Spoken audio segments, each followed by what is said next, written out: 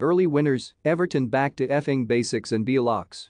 In a battle of two pretty terrible teams, Everton showed they gave a SHT. Have you got the bllocks to play? That was the question asked by Everton manager Frank Lampard after a 4-0 demolition by Crystal Palace in the FA Cup, and the answer after Premier League defeats to West Ham and Burnley was actually, no, but also have you got the tactics to play? And effing hell, this really is horrible, and Everton really could get relegated. The answer right now, after a victory that pulls them 4 points clear of relegation, might well be actually, yeses, but also it helps when you are playing a rank Manchester United side. Make no mistake, this was a terrible football match blessed with very little attacking quality. That it was settled by a heavily deflected goal is absolutely apt. But the difference between these two rotten football teams was that Everton cared. They really cared. They worked ridiculously hard with limbs thrown in front of shots, heads put on lofted balls, feet launched into tackles and Jordan Pickford's big-gloved hand flying over the heads of various hapless Manchester United players. If that's how you show bllocks, then Everton have gonades for days.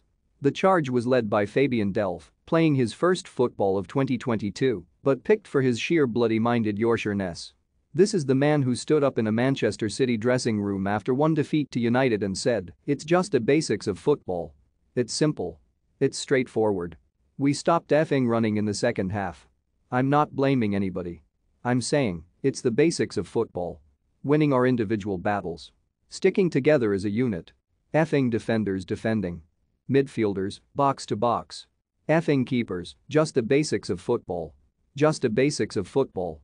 That's what Delph brought to Goodison Park on Saturday with a performance full of simplicity and energy. Winning individual battles? Absolutely. It helps when you are playing against mannequins, but everything he did was exemplary. He won the ball, he passed the ball, he cleared the ball into the stands when that was needed. As he came off after 84 minutes, he was still pointing to his head in the universal language of football to say keep yourses. They did. With every block, every tackle and every towering header roared on by a Goodison Park crowd that could yet be their 12th, 13th and 14th men in the fight against relegation. Ben Godfrey made 13 clearances, Allen made 4 tackles, Richarlison covered every blade of grass, and then Demarai Gray came off the bench and flung himself selflessly into the path of a goal-bound shot, because when there is such an obvious and overwhelming collective stance of thou shalt not passes, it is contagious. United could have had the ball for another 2 hours and still not scored. Some of that can be attributed to the putrid state of this famous old club in red, but much can also be attributed to the back-to-basics, bllocks-out attitude of these Everton players.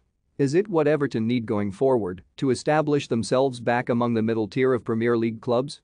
Absolutely not. But is it what they need to survive this season and remain in the top flight? God, yes. Read more. What next for Lampard if he manages to get Everton relegated?